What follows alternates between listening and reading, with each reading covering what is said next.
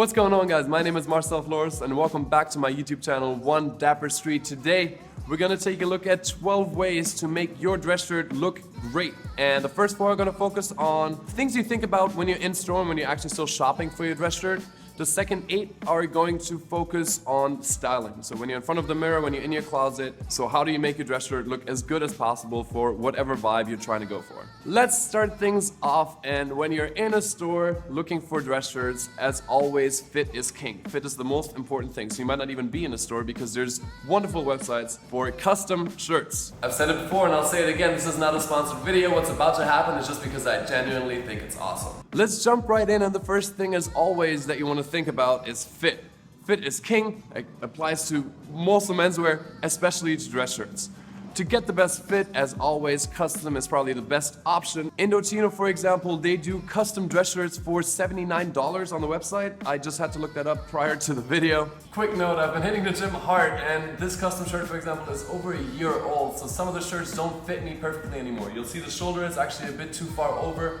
It should be right where the shoulder drops off. Even the arms are a bit tight. So just keep that in mind, that a few of my shirts just haven't been updated since I've grown muscle over the past few months. And even if you choose not to go custom, make sure to go with the fit that's closest to your body type. You know, there's modern fit, classic fit, trim fit, skinny, slim, all these different things. Make sure to try them on for whatever brand you're wearing, see what works best. You want enough room to move around, so like right here, especially flexing your arms, but not too much room so it becomes, you know, flappy, floppy, and just too much fabric that doesn't look good. The second thing you want to look for is the overall style and design of the shirt. So whether it's a dress shirt, like a dressy dress shirt, or more of a casual dress shirt, the length of the shirt will help you a lot in determining that. If it's shorter, it's probably a more casual shirt. If it's longer, it's a dressier shirt, and the fabric itself will often tell you whether it's a casual shirt or not. Next consideration, and it's a big consideration, is the collar type. Personal favorite, you see me wear them a lot, are button-down collars. Now, button-down shirts are different from button-up shirts. This is a button-up shirt,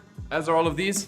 This is a button-down shirt, only if you have the buttons right up here. It's my personal favorite because I currently don't love wearing ties, and unbuttoning the shirt a little bit, the collar just stays in place nicely, and I like the aesthetic of the button. Another option are cutaway collars. I personally like them. You kind of like the part that usually is flying around is just cut off, so that's a way to prevent that from happening. Mandarin collars or tap collars, like on this shirt from Olymp, are another way to avoid that because you literally just cut the entire collar off. It's a great option for the summer. You give your neck a little bit of room to breathe, and they look great and unique. You can also go for a classic collar like this one on this shirt from Banana Republic. This is off the rack, and it's just when the collar is nice and with the proper collar stays, it actually works. There's some magnetic collar stays. I personally have never used them just because it's not really my thing. I'd rather just go for a shirt that inherently has a nice fitting collar. So just another thing to consider when you're out shopping for a dress shirt. Last but not least is the pattern. Now that is the most subjective. As you can see, I personally like stripes a lot. I got a few stripes here, right? Variations of those stripes as well. We've got a gingham and we've got a plaid shirt. I think the plaid is just generally like a flannel type shirt, is more of a casual option, while the gingham is the nice dressier option. But that's really up to you guys. I think the more subtle you go with the pattern, the more versatility you get out of your dress shirt. Okay, so you found your shirt. Now we're moving on to how you style it. The first consideration, as I mentioned before, with the length of the shirt itself is whether you tuck it or untuck it, and it's pretty much determined by the shirt. Something like this you cannot wear untucked. It's just gonna look super weird. But this shirt from Club Monaco, for example, you can wear untucked, but it's just long enough that you can actually wear it tucked. For me, it's in the past a mistake that I often made. I bought shirts like these and thought it was a dress shirt, but they were just too short, so whenever I would move around, they would just pop right out. You want to try and avoid that, so make the decision based on the length of your shirt. Second, when you do tuck it, it doesn't matter how well the shirt fits or doesn't, I always do the military tuck. So even with a shirt that's actually nice and tapered, I grab my index finger and my thumb, I grab the excess fabric, and then move my index finger over my thumb to kind of tuck away the excess fabric to create a nice and slim line. That especially works for shirts that have a little bit more room in the body, but not too much room. If there's too much room, it's gonna look weird because it's really slim here and then it just flares out here, and that's not what you want either. That's why you want to start going back to the fit with a shirt that's as close to your body type as possible. Now today I'm focusing a little bit more on how to just wear a dress shirt without anything up top. The following goes for that, but also when you wear a blazer and a jacket on top of the shirt and it's using the buttons. Now this shirt only has one button on the cuff, right? But take this shirt for example, where you have two buttons, and I usually choose the tighter option on the arm where I wear my watch, which I'm a righty, so I wear it on the left. And for the other arm where I don't wear a watch, I choose the looser option. That allows for the shirt to properly hit on the one side where you want it to properly hit, so showing about 1/2 inch of cuff if I were to wear a blazer right now. And on the other side, the shirt tends to sit a bit higher so you can actually show off your timepiece, and that's a personal preference of mine. I'm not actually sure whether that's what those 2 buttons are for or whether they're just for different wrist types, but that's how I make use of them. Now, a personal preference with wearing dress shirts without anything up top is actually rolling up the sleeves for me, and there's a few things you can do to ensure that you roll them up properly or nicely. So this button right here is one of my best friends, because when I roll them up with this button buttoned, this is what happens. We create a nice and slim silhouette, and as you guys know, I like the nice and slim silhouette. It looks clean and it hits around the middle of the forearm, which I personally really like. Now, if I were to unbutton this, I'm gonna have a side-by-side comparison, and also flip it up twice. This is what that looks like. I see people wear it like this. It does definitely feels more comfortable because there's more room, but aesthetically, I like this a lot more. Not saying that this is not an option though, because if we go and just roll that over one more time, we can already see that it looks a bit nicer and like more nicely packaged, but then it's right on the elbow. So what I usually do is I move it up here. Now we have a little bit of excess fabric up there. That's okay by me. It's more of a casual look. If you want to go for like a vibe, then you can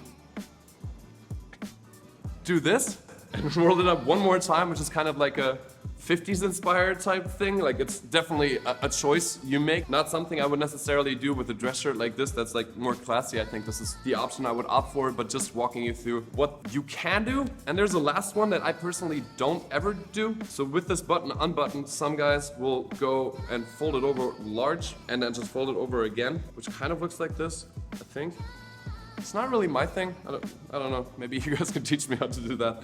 I prefer this way or the other 2 ways personally, but that's my 2 cents on rolling up your sleeves. Now the next 2 points are regarding the top buttons of your shirt and the undershirt underneath. So let's actually talk about the undershirt first. I think an undershirt you should always wear because in the winter it keeps you warm, and in the summer it takes away the sweat so you don't have any like wet stains on your cotton fabric shirts. The only exception I'll make is when I button down my shirts fairly far, and it just doesn't quite work with the aesthetic. So currently it's kind of trending almost to show your dad tank, wife beater type tank top underneath. Sometimes I like it, sometimes I don't. But what you may have noticed over the recent few videos is that I like unbuttoning my shirts fairly far down. It has like a relaxed Mediterranean kind of cool vibe to me. It's a personal preference once again. But just know that you have the opportunity to like, okay, if I button it all the way till up here, I have more of a stricter look and a more put together look. Even if I just pop one button, it becomes a bit more casual.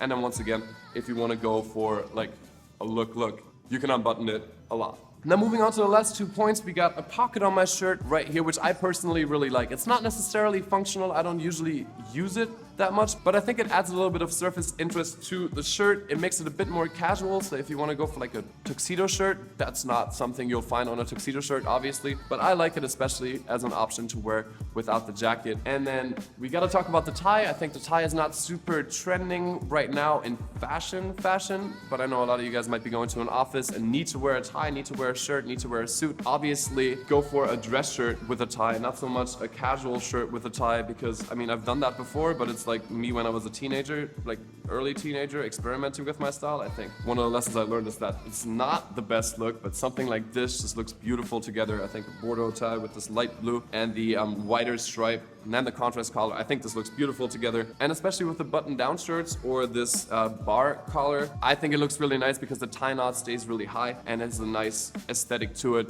which I personally really appreciate. And that about wraps it up. That's everything that's going on in my brain when I think about a dress shirt, whether it may be casual or dressy. Let me know if I missed anything, if there's any outstanding questions that you guys have. For right now, I want to thank you so much for watching. If you liked this video, make sure to give it a thumbs up. And if you're not subscribed to my channel yet, make sure to change that. Turn on the post notifications so you don't miss out on any of the videos coming up. And I'll see you guys very, very soon with the next one. Until then, stay dapper. Bye, guys.